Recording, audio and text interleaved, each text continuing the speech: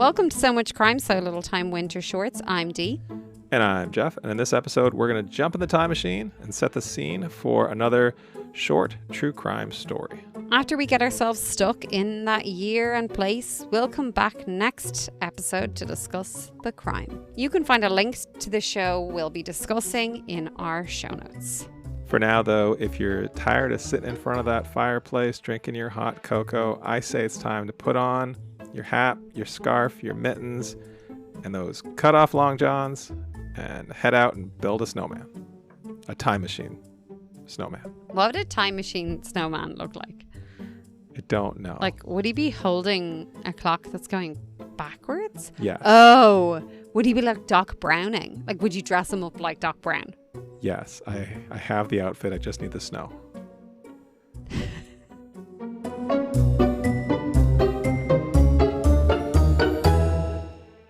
All right, Dee, to fully prepare for the story, let's get a little bit of a peek at the time and place we're discussing next time by hopping in that snow-based time machine. Doo-doo. All right, Dee, this crime, well, this one's a little complicated. We're going to take that time machine back to November. MacArthur Park. She was complicated. I know. We're going to take that time machine back to before Avril Lavigne was born. November 1978 in Batavia, Illinois. However, there's a twist. Hold on. Where's Illinois? Illinois is in the middle of the country. You've probably heard of Chicago. You've been to Chicago. Oh, yeah. And I've been to St. Louis. St. Louis is not in Illinois. Why is this map telling me St. Louis is in... Look at this map. It's telling me it's in... Oh, is it on the border? I have been to Chicago. Sorry. That's the one to focus on. Chicago is in Illinois. And Batavia is outside just about, of Chicago. Though. It's very just much about in Illinois. It's very much Illinois. It's on but the like edge it's just of on the Illinois. water. Okay, it's on the lake. It's on Lake Michigan. Yes, we're not. But St. Louis looks like it's on the edge as well. Focus. Sorry, I'm just trying to place myself. Okay. I've been to Chicago. Great. You've been near the scene of this crime. This crime takes place in Batavia, Illinois. You've never been to 1978. Neither have I. It's before I was born. What? Really? It is. God, however, it's a long time ago. We'll get to this later, but this crime actually took place a long time before 1978. But okay, the events that start this all take place in 1978. So that's where we're headed. And to start things off, I want to talk about some music. So I looked at the charts for Ireland, and I looked at the charts for America, and I have a little bit of a hybrid here. So... In the United States, for pretty much all of November 1978, there was one song that dominated the Billboard Hot 100 chart in America. And first of all, any guess what it was? No. Okay. I don't know why you would. It was Donna Summer. Oh. And it was a cover song called MacArthur Park. Oh, I don't know that one. Okay. MacArthur Park was originally made famous in 1967 by an Irish actor. You're not going to get that if you don't know the song. You don't know who it is. Richard Harris. Richard Harris sang a version of this song. Anyway, this was Donna Summer's first number one single. And so I have a series of questions related to just this in general. You're familiar with Donna Summer? Yes. Queen of Disco. What was her next number one single? And I have some clues. You may not know MacArthur Park, although a lot of people do. But her next number one single has been featured in movies like The Martian and The Full Monty. The Full Monty is probably where it's best known from. It's a 2-word title. Is it something about summer? No, her name is Summer. Oh, sorry. Yeah. I know the song that she's very well known for. What song do you think that is? She's I famous for a lot of songs. Okay, I'm going to just tell you this one because I have a follow-up question. The song's called Hot Stuff. Oh, yeah. Yeah. Oh, okay. Full Monty, I should have got that. Yeah, you should have got a Full Monty. Okay. Now, one more question about Hot Stuff, and then we're going to jump back to MacArthur Park. So, Hot Stuff side note question. At the end of a college football bowl game that takes place now, like in modern day, it's happened the last couple of years, the winning team feasts on the mascot. Turducken. No. Oh. On the mascot. What bowl game is this? Ball game. Bowl. Like what type of Bowl game? Like a college football bowl game. Like there's the Rose Bowl. It's not the Rose Bowl. There's the Orange Bowl. It's not the Orange Bowl. Jeff, how am I supposed to know all the bowls? Because this one is very famous Super and goes viral. Bowl? No, that's the NFL. This is college. This often goes viral. No, like I'm aware of that, but like I know Super Bowl. Rose Bowl would be the only other one I think I know. Let me give you another clue. In this, you've probably seen a clip of this. The mascot lowers itself into a giant toaster machine before emerging, and then the players eat the mascot. It doesn't help. I don't know the bowls. The mascot could be strawberry frosted, could be brown sugar cinnamon. Was this Frost, the guy, the lion, tiger? No, you're not. Frosty Flake guy? No, I know I'm not getting this. It's the I think you've Pop-Tart Bowl. forgotten. The Pop-Tart Bowl. Like literally, like how long we've known each other and how long we've been doing this, and I think you've forgotten that I did not grow up here. Doesn't matter. The Pop-Tart Bowl is a new thing. It's only been around for a couple of years, and it's the most amazing, disgusting, bizarre spectacle every year. Why would I know it though? Because you're on the internet. Am I? All right, I'm going to send you a clip of this because it's amazing. Okay, let's jump back. I got a couple more questions on MacArthur Park.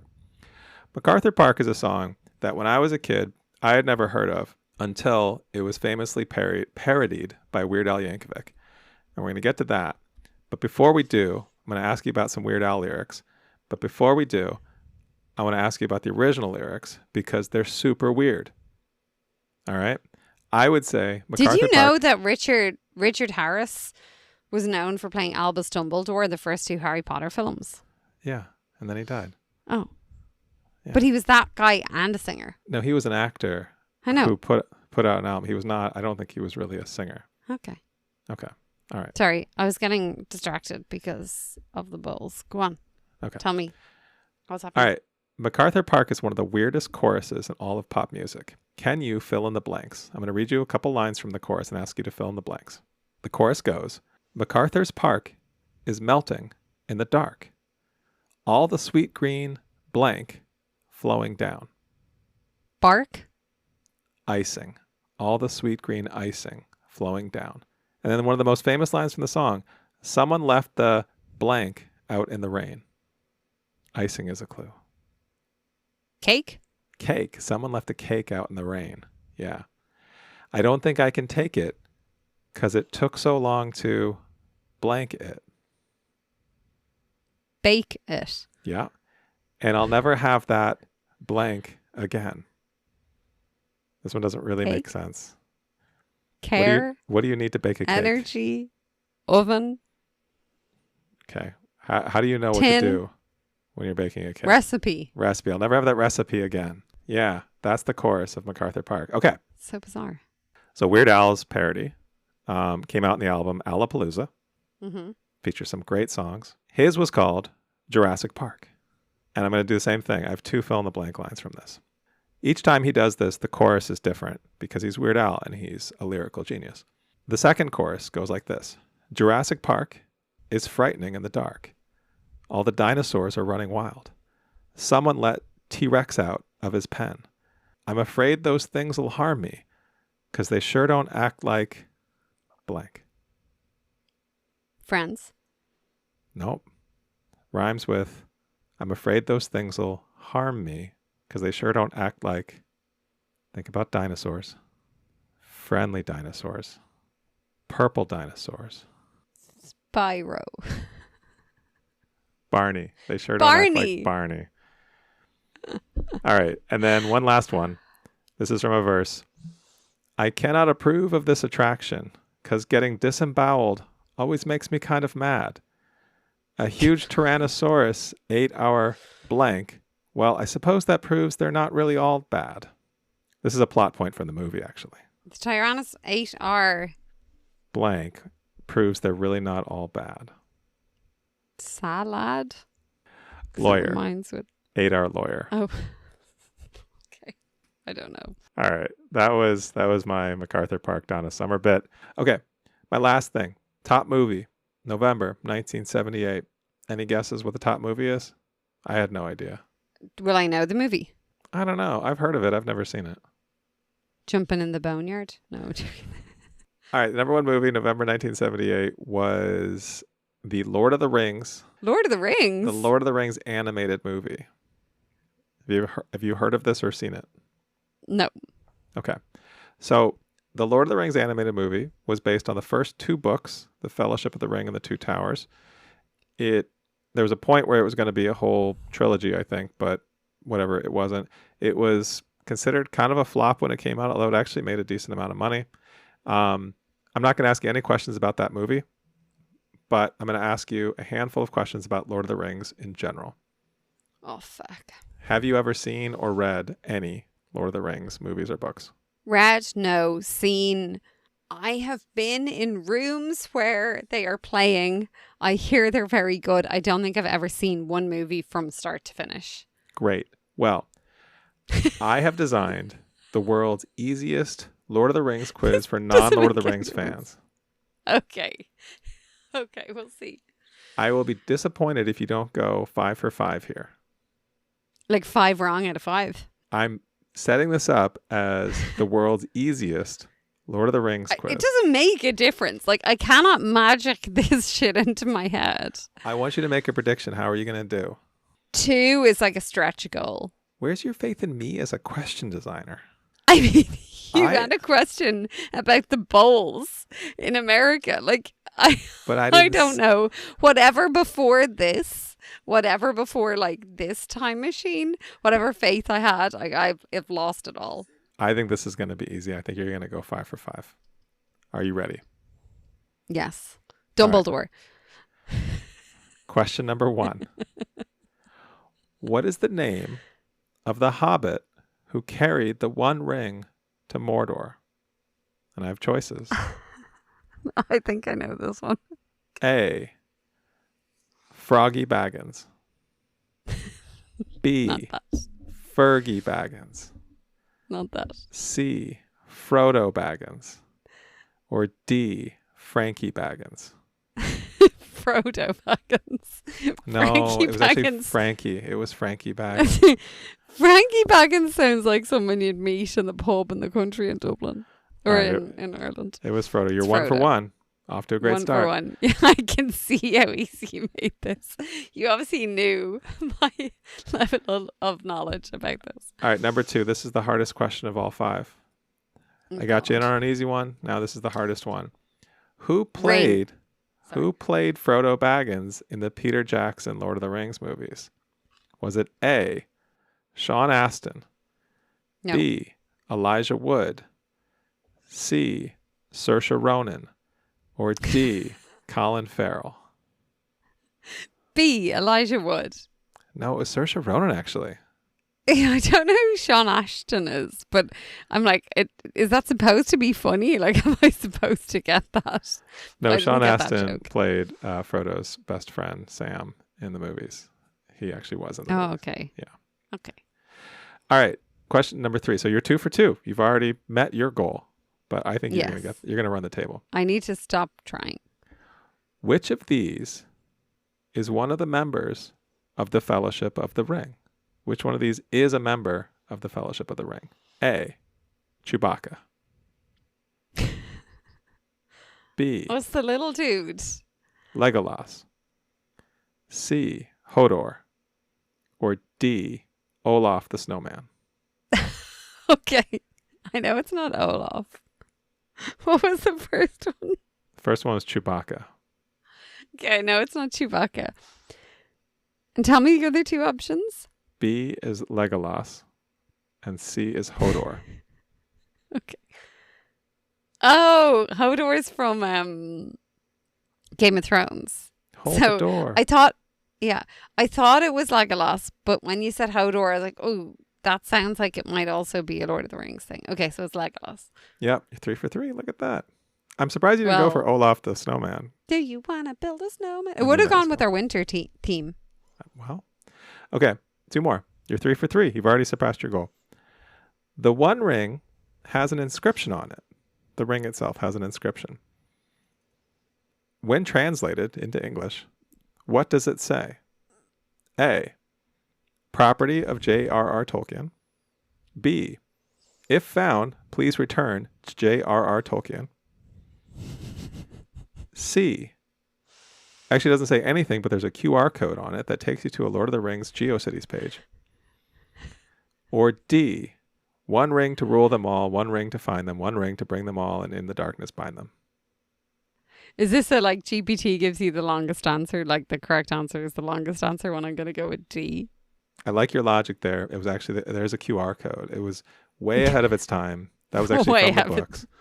Yeah. I really like the idea of it being like property of J.R.R. Tolkien. Like, all right, you're 4 for 4. Last question. What does this mean? Yeah. Okay. What does Gollum call the One Ring? How does he refer to it? A, my precious. B, the shiny bauble of doom. C, the ping pong of power. Or did you make these options up yourself, or did you get GPT to do them? D, ring central. You got GPT to do them. My precious. It's actually ring central. Yeah, to answer your question though, I originally tried to get GPT to write this whole quiz, and it came up with shiny bauble of doom and ping pong of power.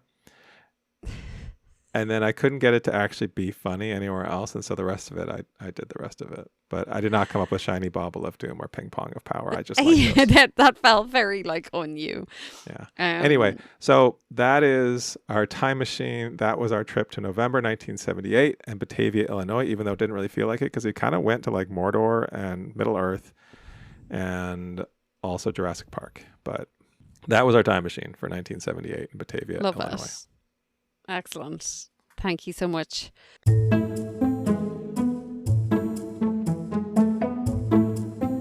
If you're listening to this on the day that this is published, it is Christmas Day. If you are celebrating, happy Christmas to you all. What we would love to share with you all is a card to wish you well in the new year. We can do that with our Winter Shorts special promotion. So anyone who signs up to Patreon or upgrades their plan will get a handwritten card from me and Jeff, a lovely note on it, and our names to wish you well into 2026. And thank you for supporting our teeny tiny little show. It's what the holidays are all about. Taking stock of what's important, such as listening to us babble on, wreck each other's head and slag each other about how much they don't know and how old Jeff is. Please join us again in 2026 and continue to support the show. Thank you so much. Looking forward to see you next year. All right, Jeff, what is the show? What is the crime that we will be listening to before our recap next Tuesday?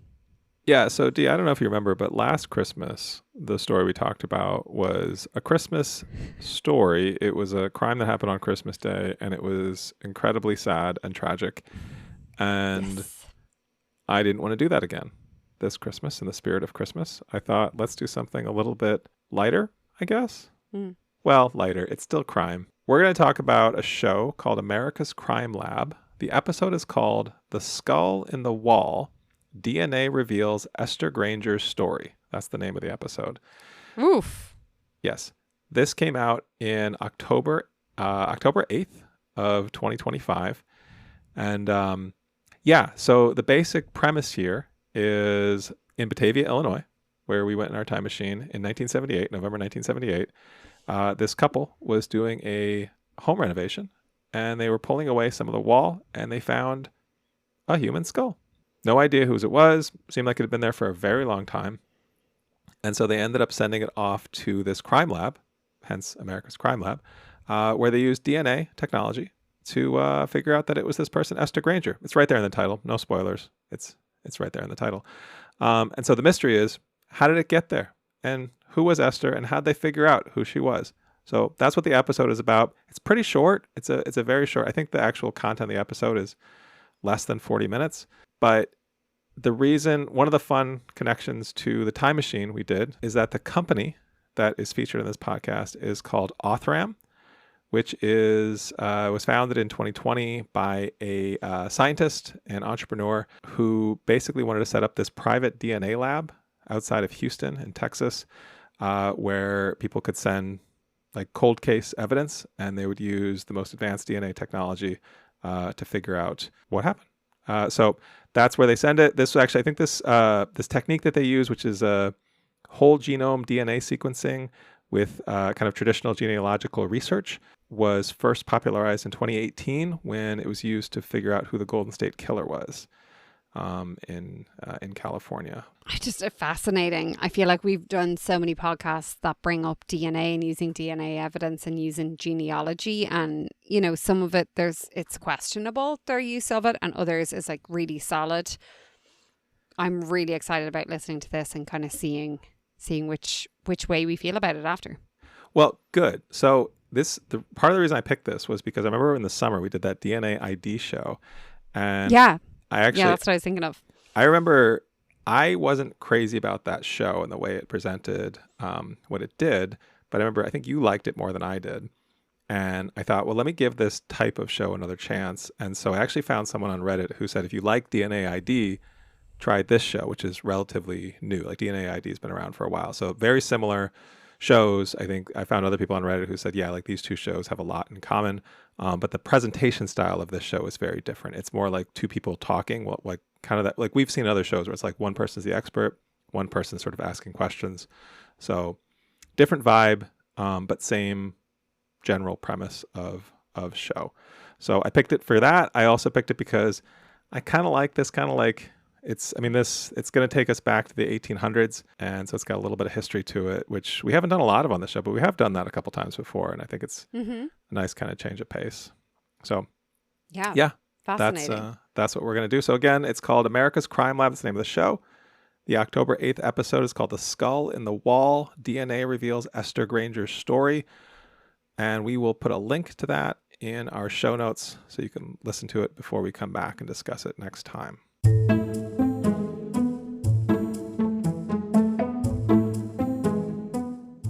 Next time, we'll have listened to The Skull in the Wall, DNA Reveals Esther Granger's Story from America's Crime Lab. We'll discuss the crime, the show, the vibes, everything. That's on the next So Much Crime. So Little Time. So Much Crime, So Little Time is a production of MimeGov Media. The executive producer is Paxton Calariso. Our associate producer is Blythe Ty. Theme music was composed by Vyacheslav Starostin. If you haven't done it yet, please subscribe to this show in your podcast app. Don't forget to give us a 5-star rating and a review. Even better, tell your friends. To join the discussion, look for us on social media. Check out the show notes for all the links. Thanks for listening.